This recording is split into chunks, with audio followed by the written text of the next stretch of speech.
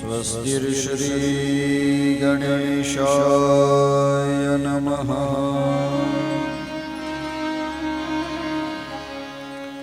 श्री परमात्मने नमः।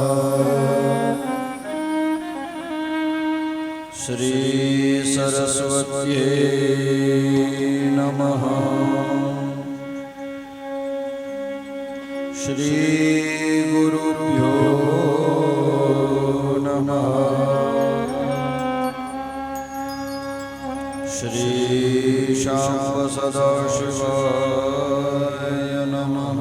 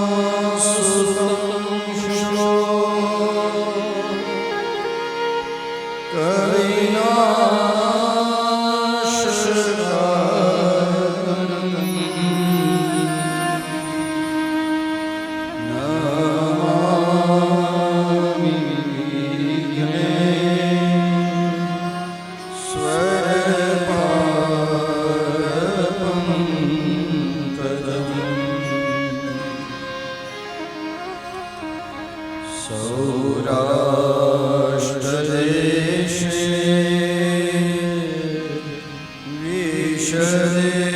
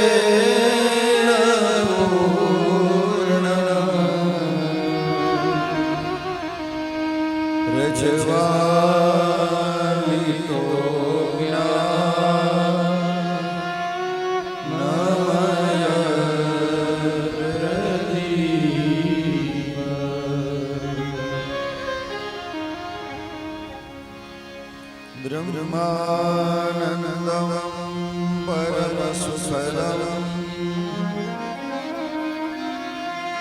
કેવલમ જ્ઞાનમૂર્તિ વંદવામીતં ગગનસદૃશં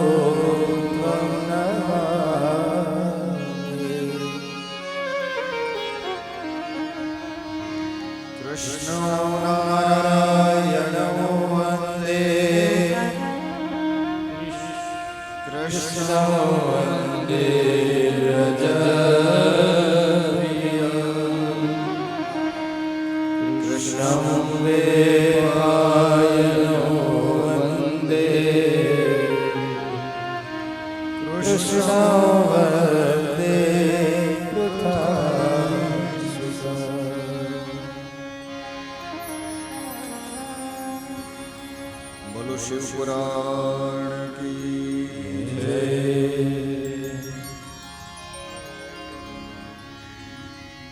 બે મિનિટ માટે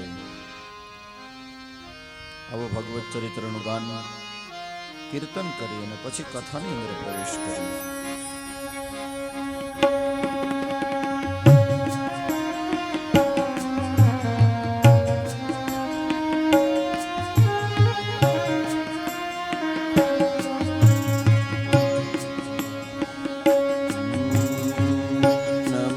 શિવાય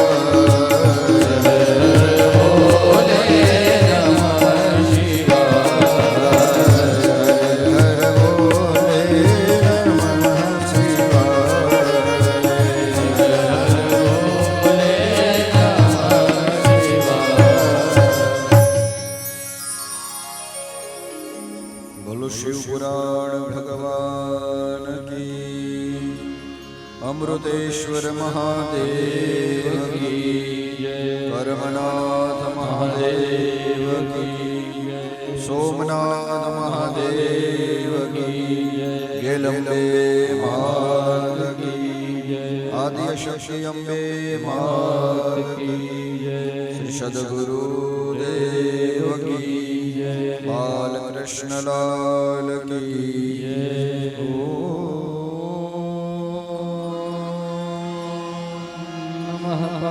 પાર્વતી પતયે હર હર મહાદેવ.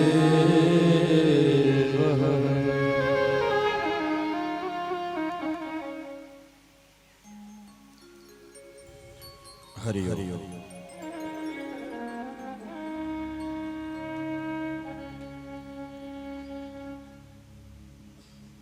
ભગવાનને પ્રણામ કરી વંદન કરી અવઢરડાની ભગવાન એવા મહાદેવને પ્રણામ કરી સ્થાપિત પૂજિત અમૃતેશ્વર દાદાને પ્રણામ કરી તમામ ભૂદેવો સાધુઓને વંદન કરી અને આ બાજુ અમારા ગાંધર્વો સૌને પ્રણામ કરી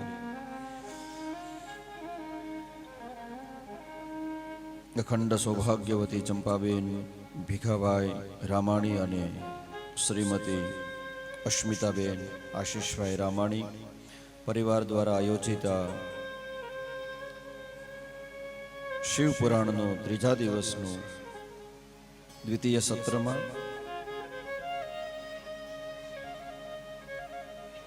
એક ખાસ એમના પરિવારનો એક સદસ્ય શિવચરણને પ્રાપ્ત થયું હતું એવા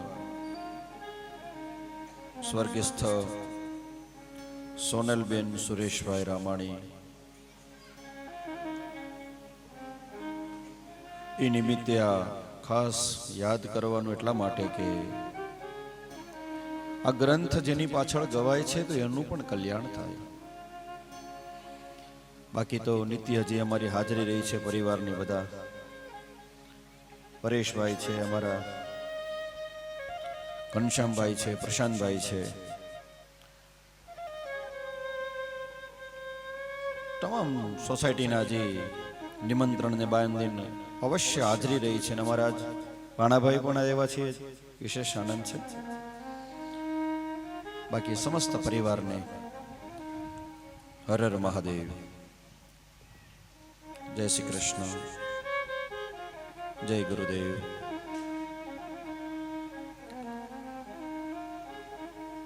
વિદ્યેશ્વર સંહિતાને આપણે 25 અધ્યાય મેં તમારી આગળ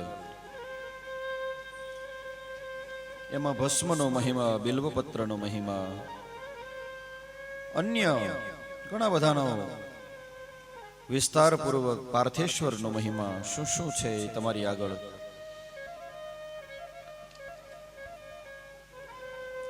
અને હવે જે સંહિતા મારે તમારી પાસે ગાવાની છે એ બીજી સંહિતાનું નામ છે ભક્તજનો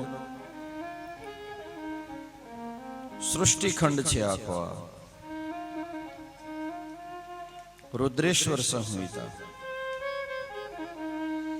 રુદ્રેશ્વર સંહિતાની અંદર 197 અધ્યાય બતાવ્યા છે. સૌથી મોટી સંહિતા છે આવડિયા. 5 ભાગ કરવામાં આવ્યા અને એક ભાગમાં તો સમાણું પણ નહીં. 5 ખંડમાં સૃષ્ટિખંડ, સતીખંડ, પાર્વતીખંડ, કુમારખંડ અને બધા યુદ્ધોનું વર્ણન, ભગવાનના શિવની વિવાહની કથા આમાં છે, આ ખંડમાં છે. રુદ્ર સંહિતાની અંદર છે. આ સૃષ્ટિનું કેવી રીતે નિર્માણ કર્યું ભગવાને એનું વર્ણનની વિસ્તૃત વર્ણન બતાવ્યું છે. સતીખંડની અંદર સતી પ્રાગટ્ય, સતીજીનો પિતાના ઘરે જવું અને યજ્ઞનો વિધ્વંસ કરવો એમની કથા, નારદ ચરિત્ર, પાર્વતીનું ચરિત્ર, ગણેશ અને કાર્તિકીનું ચરિત્ર અને અન્ય અન્ય ઘણા બધા યુદ્ધોનું વર્ણન છે આમાં. આખો અધ્યાય આ સંહિતા મારે તમારી પાસે ગાવાની છે. જે આમાં આ અધ્યાયની અંદર કે સૃષ્ટિખંડની અંદર 20 અધ્યાય બતાવ્યા છે.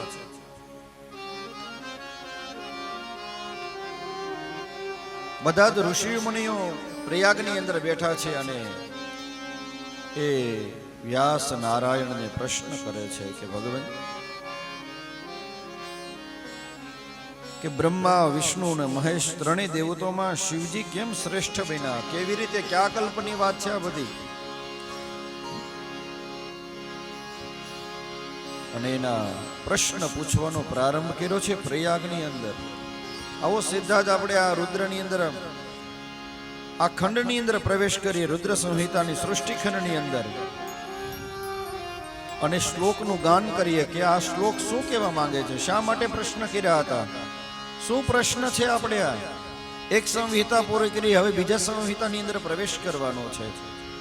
બ્રહ્મા વિષ્ણુ મહેશ્વર ત્રયો દેવા શિવા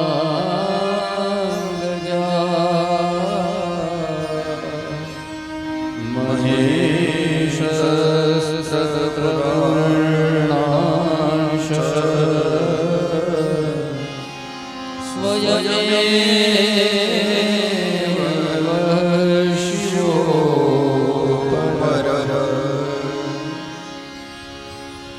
બ્રહ્મા વિષ્ણુ ને મહેશ આ ત્રણ દેવતા સેમ જ છે, કોઈ વટઘટ નથી. ક્યારેય પણ કોઈ ઊંચા ને કોઈ નાના ને આ મોટા ને આ પહેલા ને એવું ક્યારેય ભક્તજનો વિચાર ન કરવો જોઈએ. જેમાંથી જેનું સર્જન થયું છે, જેને જે કામ આપવામાં આવ્યું છે, બધા સમાન છે. કોઈને એવું નાના મોટેનો ભેદ ઉત્પન્ન થતો હોય ને ભક્તજનો શિવ પુરાણ વાંચજો તો તમને ખ્યાલ આવશે. કોઈ નાનું નથી, કોઈ મોટું નથી. જેને જે કર્તવ્ય આપ્યું છે, આજે આશીષભાઈ જેમ આ બધાને કેમ એના મિત્રોને પોતપોતાનું કામ સોંપ્યું છે કે ભાઈ તમારે આ કરવાનું, આ કરવાનું, આ કરવાનું, ઓલું કરવાનું, પોતપોતાનું રીતે પોતપોતાનું કર્મ કરે તો આ બધું જ આ સિસ્ટમ છે આખી કથાની, એ બધી મેન્ટેન થાય. બસ એવી જ રીતે ભક્તજનો ભગવાને આ બ્રહ્માંડ જ્યારે ઉત્પન્ન કર્યું, એક બ્રહ્મા ને વિષ્ણુ ને મહેશ ત્રણેય દેવતાઓ પોતપોતાનું કર્મ કરે છે. કોઈ નાના નથી, કોઈ મોટા નથી. અને સ્વયં ભગવાન એ શ્લોકની અંદર કીધું છે કે સ્વયમેવ શિવો પરઃ, બધાજમાં ઉપરી હોવા છતાં પણ બ્રહ્મા વિષ્ણુ મહેશ સમાન થઈ ગયા છે. જોવો તો ખરા, જેમાંથી સૃષ્ટિનું સર્જન થયું છે, જેમાંથી બધાનું સર્જન થયું છે, એમાં જ એ દેવ સમાન થઈ જાય કે ના ના હો ભાઈ, હું તમારાથી મોટો નહીં, સરખો ભાઈ, સમાન. સ્વયમેવ શિવો પરઃ, સમાન થઈ ગયા છે. અને પ્રશ્ન કરવા લાગ્યા ઋષિઓ કે પ્રભુ આ તો વાત તો બરાબર છે, સમાન છે, પણ હવે અમને એ બતાવો, ભગવાન ચરિત્રનું કથા અમને બતાવો. કે શી કથા બતાવીએ? કે અમે એવું સાંભળ્યું છે કે ભગવાનના શિવના વિવાહ થયા હતા, પણ સતીનું કેવી રીતે બે લગ્ન કેમ ભગવાનને કરવા પડ્યા, એ કથા બતાવો. પણ એની પેલા ગ્રહસ્થ ધર્મ બરાબર કેવી રીતે ચાલે? અમે એવું સાંભળ્યું છે નારદજીને પણ એકવાર આવ્યા અભિમાન આવી ગયું હતું. અભિમાન શા માટે આવ્યું હતું? એનું કારણ શું છે? આપણે વ્યાસ નારાયણ રુદ્રેશ્વર સંહિતા અને સૃષ્ટિનું સર્જન કરનારા દેવ, આ સૃષ્ટિખંડ છે આખો, આ સૃષ્ટિ સર્જન કેવી રીતે થઈ એનું વર્ણન તો બહુ વિસ્તૃત છે, પણ એ પેલા પૂર્વમાં નારદ ચરિત્ર બતાવ્યું છે. નારદજીએ પોતાની એક વખત, હવે આ તો અવિચલ કરનારા ભગવાનનું નામ લેનારા હતા, જ્યાં જ્યાં નારાયણ નારાયણના જપનારા હતા, ઠેક ઠેકાણે જાય પણ એના હાથમાં કડતાલ હોય અને કડતાલમાં ભગવાનનું ભજન કરનારા હતા. કૈલાસમાં જાય તો નારાયણ નારાયણ કરે, વૈકુંઠમાં જાય તો પણ નારાયણ નારાયણ કરે, બ્રહ્મલોકની અંદર જાય ત્યાં પણ ભગવાનનું નારાયણનું નામ જપનારા હતા અને ભગવાનના અનન્ય ભક્ત હતા. ભક્તજન નારદ એટલે બીજું કોઈ નહીં, સાક્ષાત સદગુરુ. નારદ એટલે બીજું કોઈ નહીં, સાક્ષાત ભક્તિનો માર્ગ એટલે બીજું કોઈ નહીં.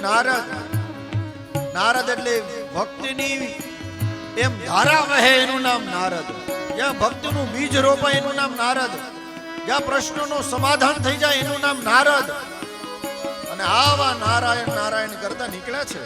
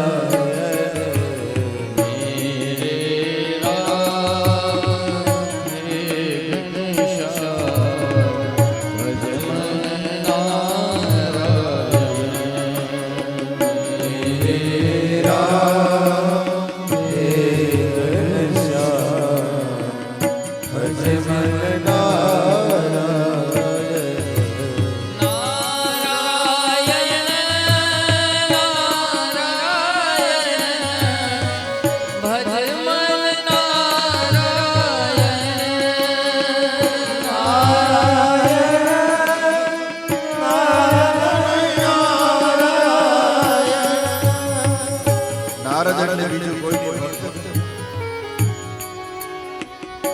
બધા જ વસ્તુ સમાપન થઈ જાય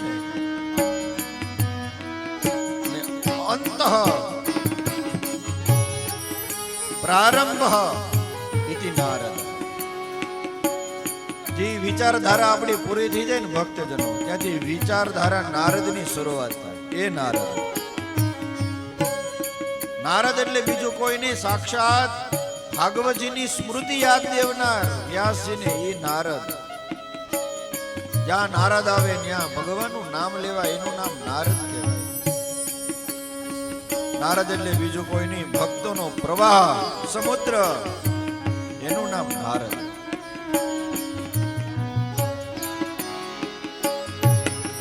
શ્રી હરિ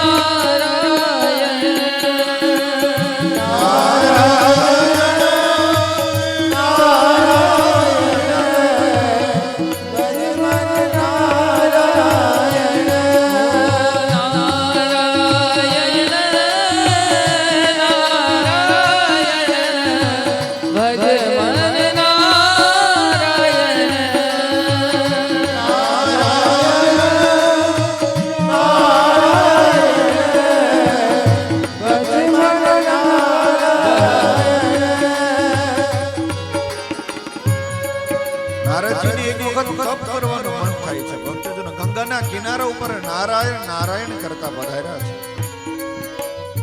એક ગુફા હતી, ગુફાની અંદર જતા રહ્યા અને તપ કરવું હોય તો ભક્તજનો સાવધાનપૂર્વક બેસવું પડે ને,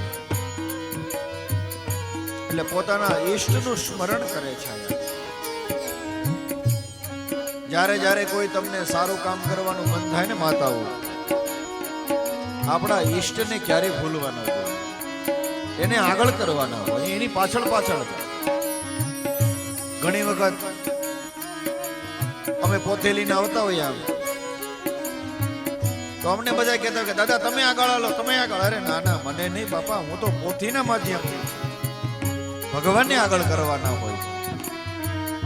મારે યાદ કરવા પડશે અમારા બ્રહ્મલીન દાદાજીની કૃષ્ણ શંકર શંકર શાસ્ત્રીજીને કેટલું બધું ભગવાનનું નામ લેનારા હતા.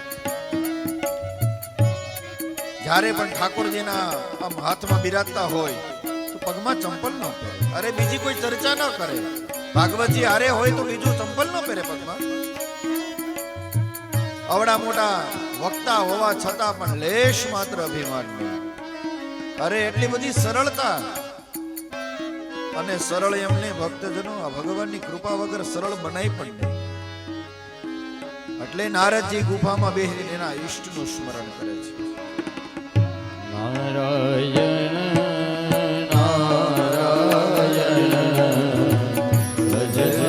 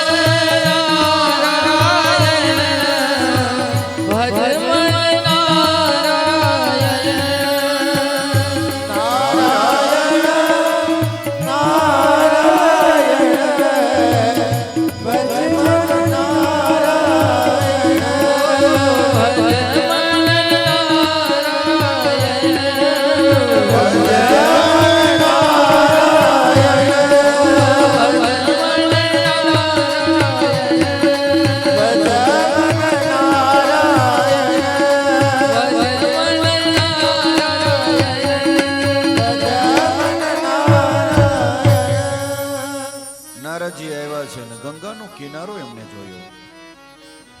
એ ગુફાથી ગુફાની અંદર જતા રહ્યા છે અને આસન લગાવ્યું છે. ક્યારેય પણ કોઈ પણ કર્મ કરો ભક્તજનો લેશ માત્રનો અભિમાન ન કરશો. આજી કથા બતાવી છે ભગવાને વ્યાસ નારાયણ એક જ બતાવ્યું છે કે અભિમાન ન કરશો વાલા. અરે અવડું મોટું પદ મળ્યું નારદનું પણ એને પણ અભિમાન આવી ગયું. હા હા, અને મહાદેવની જે માયાનો જેનો સ્પર્શ થઈ ગયો, મદ આવ્યો, મદ ચડ્યો. બાકી તો સારા કર્મ કરો એટલે ભક્તજનો ચોક્કસ તમારી પરીક્ષા થાય જ તમારી, એમાં 100%ની વાત છે. જેવા ભક્તિના માર્ગમાં તમે આમ ચાલો, ભક્તિના માર્ગમાં ડગલે ડગલે છે ને ભક્તજનો એ પરીક્ષા આપવી પડે તમારે. અને એ તો સારા માણસની જ પરીક્ષા હોય ને, કાંઈ અધમ માણસની શું પરીક્ષા હોય? એસએસસી માં તમે ભણવું હોય, પીએચડી કરવું હોય, ક્યાંય MA બન કરવું હોય, બીએડ કરવું હોય, તો બીએડ કરો તો પરીક્ષા આપવી પડે. હવે બીએડ જ નથી કર્યું તો પરીક્ષા ક્યાંથી આપવાની છે? આચાર્ય કર્યું હોય તો આચાર્યની પરીક્ષા આપવાની છે, નકર તો પરીક્ષા ક્યાં કરવાની જ છે? અમે જે આનંદ આશ્રમ બિલખામાં ભણતા ને ભક્તજનો, એની બાજુમાં શેઠ શકલશાની જગ્યા હતી. મેં તો ઘણી વખત આની પેલા પૂર્વમાં કથા કરી ત્યારે પણ મેં આ ચરિત્ર ગાયું હતું, પણ આજે સંક્ષિપ્તની અંદર તમારી આગળ અભિમાન રહિતને દૂર કરવા માટે લેશ માત્ર, અરે સંપદાનું પણ અભિમાન ન કરવું, અરે જ્ઞાનનું પણ અભિમાન ન, સરળ બનવું જોઈએ. અમારા કૃષ્ણશંકર શાસ્ત્રીજી કેટલા વિદ્વાન હતા, છતાં પણ લેશ માત્ર અભિમાન ને કેટલા બધા સરળ. અરે જવા દો, અમારા માલસર જાવ ને, દૂર ક્યાં જવું છે અહીંથી? જેને એટલા બધા ગ્રંથો લખી દીધા, ભાગવતજીને અનન્ય પ્રેમ કરનારા બ્રહ્મલીન ડોંગરે બાપજી. ડોંગરે બાબાએ કેટલા ભાગવતો લખ્યા, પણ કેટલા બધા સરળ. પોતાના પત્નીનું અવસાન થયું હોય છતાં ખીચામાં 5 રૂપિયા ન હોય. ભક્તજનો જે કથા કરીને આવ્યા છે એમાં કરોડો રૂપિયાનું દાન એના હાથે કથાથી દેવાનું છે, પણ એના ખીચામાં 5 રૂપિયા. કેટલું સરળ. જેમ જેમ ભક્તિ માર્ગમાં આગળ વધશો એમ તમારે પરીક્ષા તો આપવી જ પડશે. શેઠ શકલ સાહેબનું નામ છે,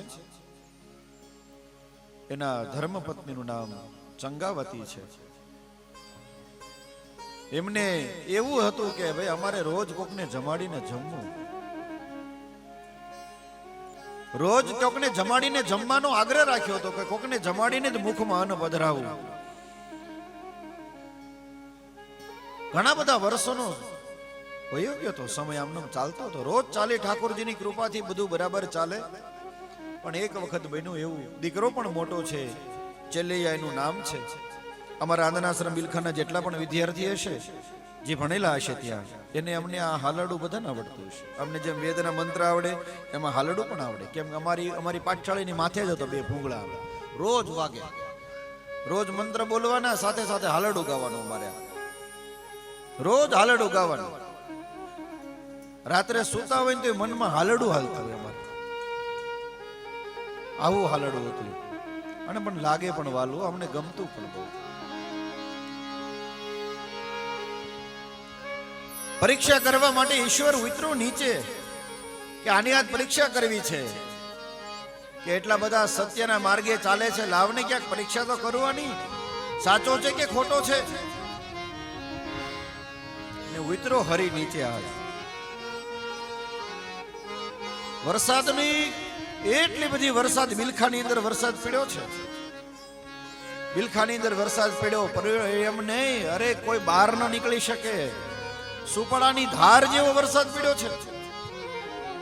અરે કાઈ દેખાય નહીં, બાજુમાં કોણ ઊભું છે એ પણ ન દેખાય. બહારથી કોણ અતિથિના રૂપમાં એને ભોજન કરાવે. પણ હવે તો નિયમ લીધો તો બાપા, એટલે નિયમ તો લેવો પડે ને. હવે નિયમ લીધો છે એટલે મારે કઈ આગુ પાછું કરાય નહીં. અરે એ જમે નહીં, ઓલા ચેલૈયાને પણ જમાડે નહીં. નહીં હો બેટા, આપણે જમાય નહીં, આપણું વ્રત છે. મેં વ્રત લીધું છે બાપજી. ભક્તજનો જીવનમાં એકાદું વ્રત રાખજો, રોજ એ નિયમ પાલન કરવાનો આગ્રહ રાખો. એકાદું તો વ્રત લ્યો. કથા પછી હું તો આ રામાણી પરિવારને કહું છું, એકાદું તો વ્રત લેજો, કે આ કથા કરીને અમને યાદ રહી જશે. કીધું દાદાએ કથા કરી હતી, અમે બેસાડી હતી કે મેં આ વ્રત લીધું. એક નાનું વ્રત લો ને, કે રોજ ભગવાનને તુલસીને જળ પધરાવીને અમે પાણી પીશું, એવું નાનું એવું વ્રત તો લ્યો. એ વ્રત કરવા તમારે ઠાકોર તમારી ઘરે આવશે વાલા. અને વરસાદ ઉતરો, 1, 2, 5, 10 દિવસના ઉપવાસ થઈ ગયા છે. દીકરાને પણ ન આપે કાંઈ જમવા. દીકરા આપણે જમાય નહીં હો, વ્રત લીધું છે.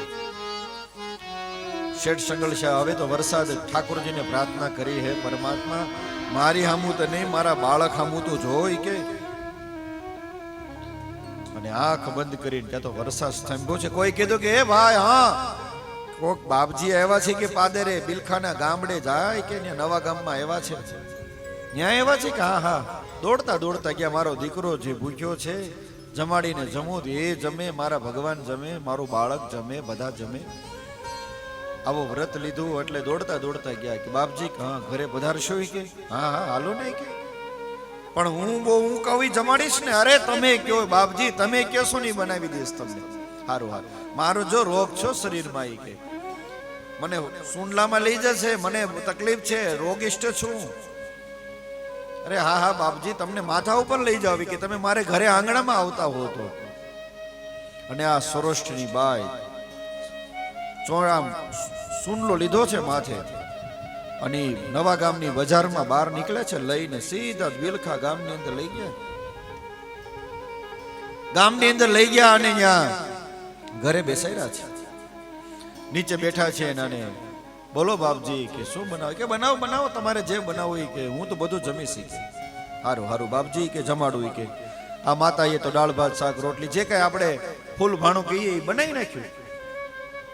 ફૂલ ભાણું બનાવીને અને પીરસું કે લ્યો બાપજી જમો, ભોજન કરો.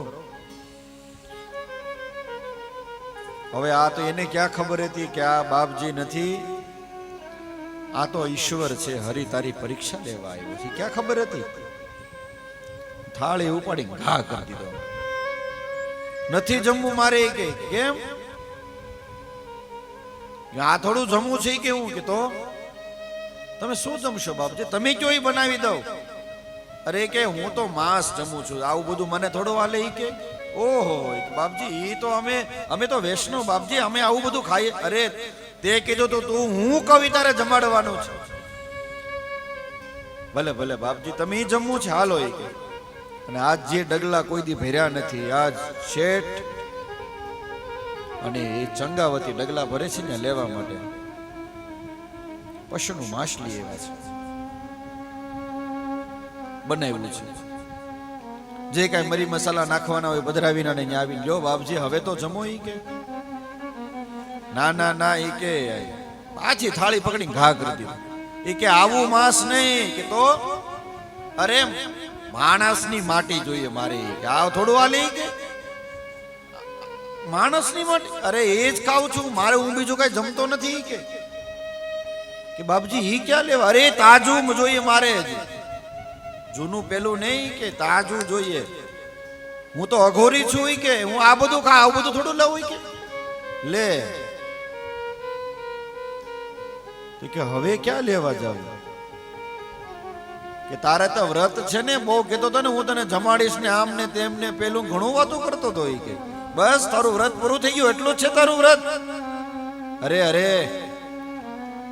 અમે કે સોરઠ છે બાપજી, અમે અમારા ઘરમાં આંગણામાં કોઈ ભૂખ્યો જાય નહીં હોય કે તો કે જમાડ મારે જમવું છે. કોની બાપા લેવા જાય? માં મનુષ્યની માટી લેવા જાવી? ઈ તાજુ કોઈ યાદ ન આવ્યો એટલે એને દીકરો યાદ આવ્યો. કોકે કીધું એના દીકરાને કે ભાગ ભાગ કે ભાગી કે ક્યાં ભાગવું કે તારા આવે છે પિતાજી લેવા માટે, તને ઓલા બાપજી આવ્યા છે તને કાપીને ખાઈ ખવડાવી દેશે નહીં કે બસ એટલું કજી કે ભાગું તો મારી ભોમ કાઢા જાય કે હે ભાગુ તો મારી ભોંગાજે અને ભોરીને જીલે ભાગુ તો મારી ભોંગાજે અને ભોરીને જીલે મેરું સરીખા ડોલવા લાગે આકાશ में पाताल मेरा मन माजानू के चलियो सतना के मेरा मन माजानू के चलियो सतना के. અરે અરે કે ભાગાય થોડો એ કે હું એનો દીકરો છું કે મારી એ માટે તો એ સેવાનું કામ કહેવાય કે હું થોડો ભાગું કે તને તારે જીવવું નથી કે અરે તો મારી માનું લાળ ધાવણ લાજે મને કે ભાગું તો કે જોવો તો ખરા કેવા સુરવીર છે બાળકો. ભાગ્યો છો એવા પિતાજી. હાલ બેટા હાલ હાલો હાલો પિતાજી હાલો જલ્દી કરો કે હવે તો મને એમ થાય છે કે મારી માટે આ સેવાનું કામ કહેવાય કે મા બાપને પગે લાગ્યો છે, નવરાવ્યો છે, સારા કપડા પહેર્યા છે. બાપજી આ ચાલશે ને હાવ તાજો છો માખણ જેવું છે. વિચાર તો કરો આ દેશની જનેતાઓ આર્ય નારી કેવી થઈ હશે કે હજી 10-10 વર્ષનું બાળક છે એને કાપીને ખવડાવી દેવું કે સામાન્ય વાત છે? આ તો સોરઠની માતા જ કરી શકે બાપા, કોઈનું કામ નહીં. શીર મળે પણ સમય મળે નહીં સાધુ છે મેં. શીર મળે પણ સમય મળે નહીં સાધુ છે મેં. એ અવસર આવે પાછળ પડીએ, હે આવો અવસર આવે પાછળ પડીએ ભલે કાયા ખાઈ કુરબાન મેરા માજાઉંગે ચેલિયો સસન ચુકે મેરા માજાઉંગે ચેલિયો સતના ચુકે. અરે અરે કે જે કરવું એ કરો, ફટાફટ કરો કે હવે આ તો મારી સેવાનું કામ છે. ઓરડામાં લઈ ગયા છે બાળકને સુવડાવ્યો, હાથ જોડીને ઊભો છે, મા બાપને પગે લાગ્યો છે. જોજે હો તારી આંખમાં આંસુ ન આવવું જોઈએ કે અરે નો આવે કે હું સોરઠની છું, આર્ય નારી છું. જો રડીશ તો કે હું જમીશ નહીં કે નગર પાછું બીજું મંગાવવું પડશે. હા હા બાપજી નહીં આવું, નહીં રડું બાપજી, નહીં રડું. સ્વસ્થ થયા છે. માની સામે જ એના પિતાએ મસ્તક કાપી નાખ્યું છે. અને આજે પણ તમે બિલખામાં આવો ને ભક્તજોની ખાંડણીઓ છે એ ચંગાવતી ને શેઠ સગળ છે એને ખાંડે છે. આમાં આમ વિચાર કરીએ ને તો કલ્પનાની નું બહાર છે આ બધું. આ તો સત્યના પરખા હોય ને બાપા. કઈ માં એવી હશે, કઈ પિતા એવો હશે બાળકને ખાંડે? હા હા ખાંડે છે. ખાંડણીઓ છે એવડું કમથોનિયા ખાંડવા લાગ્યા છે. હા અને પાછું એ મરી મસાલો કરીને તૈયાર કરીને આપ્યું કે લે બાવા હવે તો ખાઈ કે તે કીધું તને પીરસું. પૂછ્યો ઉભો થતો નહીં હોય કે હવે આ ખાઈ લેજે કે હવે આ પાછો આમ પકડી અને ઘા કરવા જાય ને શેઠ સગળ છે હાથ પકડ્યો. શું કરો છો બાપજી? હવે તે કીધું તને આપ્યું હવે તો ખાઈ લે કે ખાઈ લો એનો વાંધો નથી પણ તમે તો હવે તો કે તું વાંજણી છો કે વાંજણી નું વાત મારે ખવાય કે હા અને આ વેણ મોઢે માટે નીકળ્યા.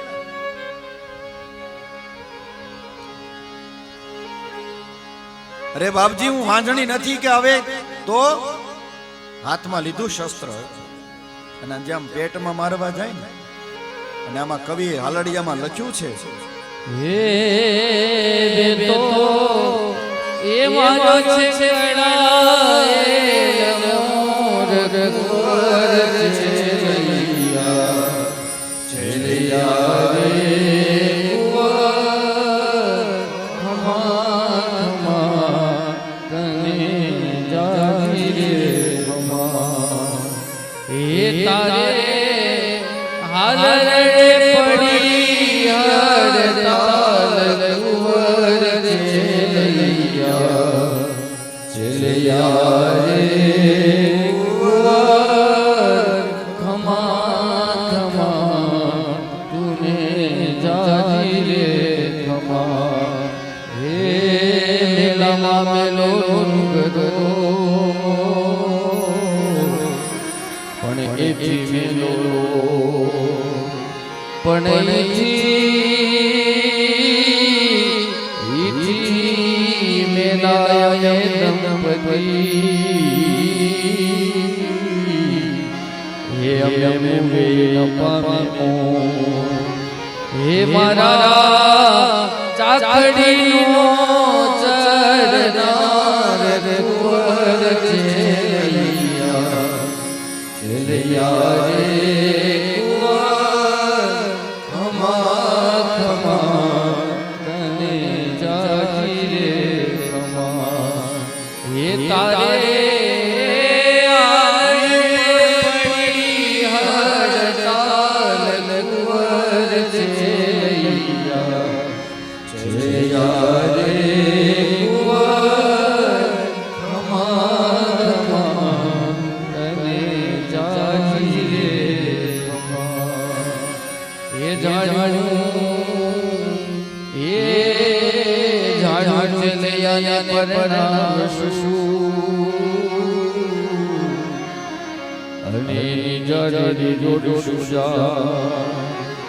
પણ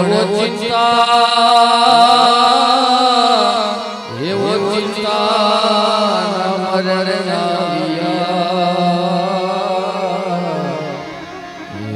સ્વર્ગે ઉતર્યા હે મારા નોંધારા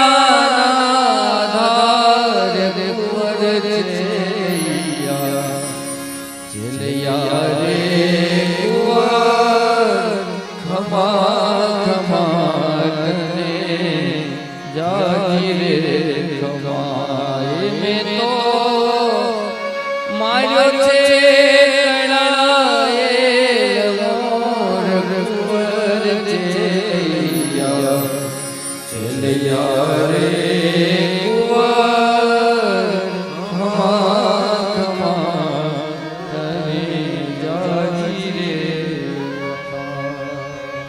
જેવી કડતાલ આમ પેટમાં મારવા જાય કે બાવા મારે 5 મહિના જાય કોકને પૂજીએ કે 5 માવા જતા હોય ને 5 મહિના, એ બાળકના ગર્ભમાં એને જીવ આવી ગયો હોય. તું મને વાંજણી કહે છો ને? જો તને વિશ્વાસ ન હોતો હોય તો આ ચીરીને તને બતાડો કે મારે 5 મહિનાનું બાળક છે પેટમાં. અને જેવી આમ ઘા મારવા જાય એ માં ગર્ભમાં ઉપર. અખિલ બ્રહ્માંડ ને માલિક ને એમ થઈ ગયું કે મારાથી એક હવે વધારે થઈ ગયું છે.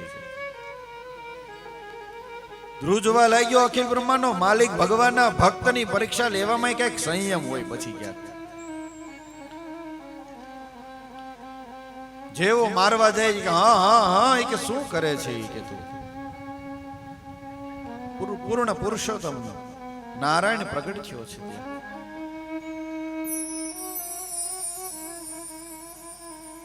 અને જેમ ઓલું પવન આવે ને ઓલો કાગળિયો ઉડી જાય અને જેમ તણખોળિયું નીચે પડે એમ ચંગાવતી એની શેઠ સગળ છે ભગવાનના ચરણમાં પડે છે.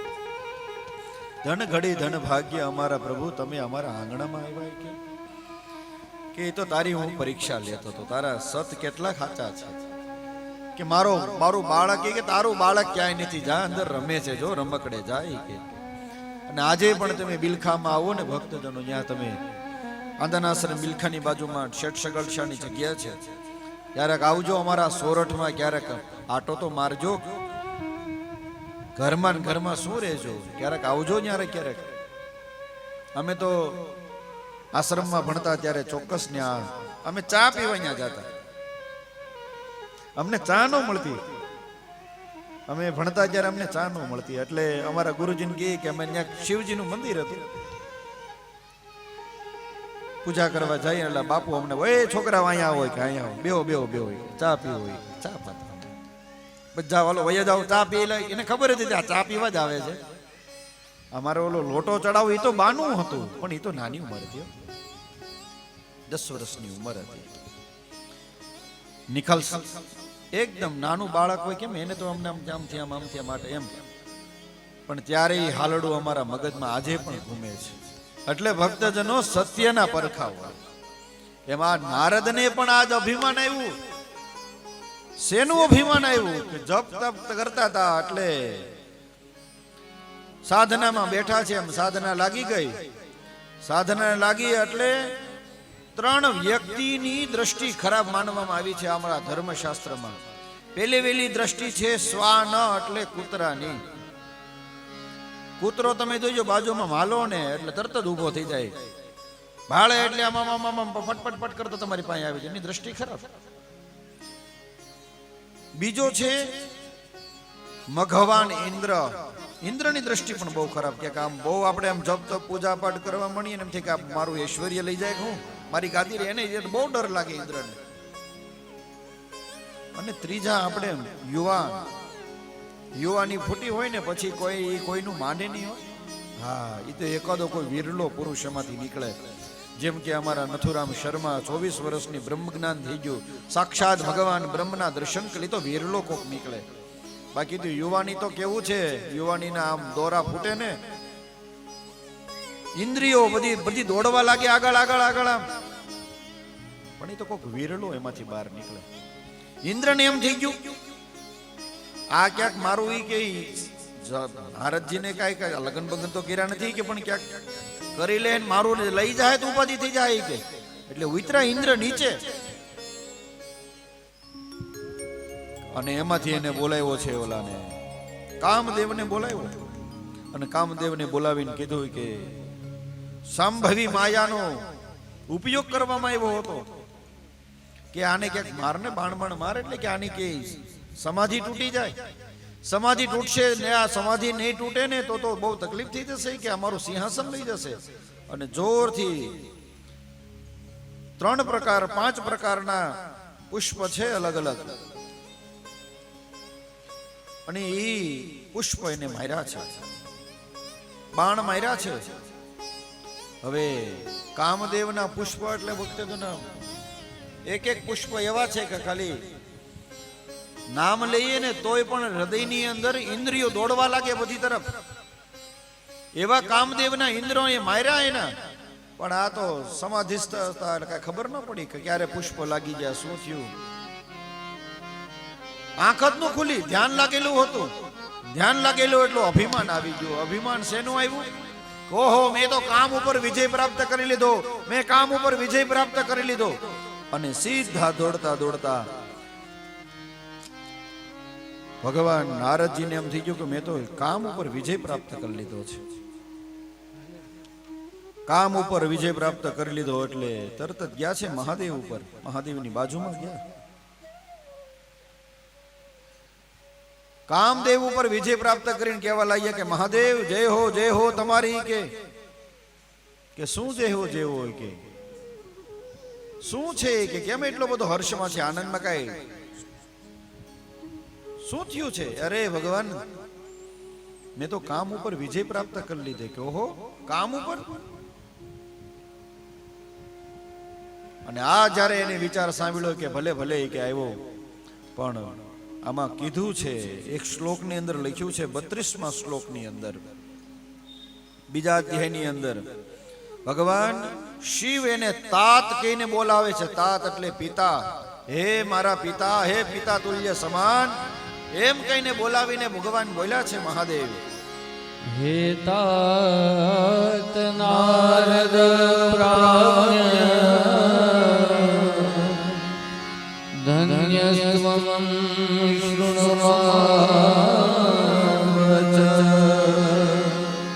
વાચ્યમેવં કુત્રાપી હરે અગ્રે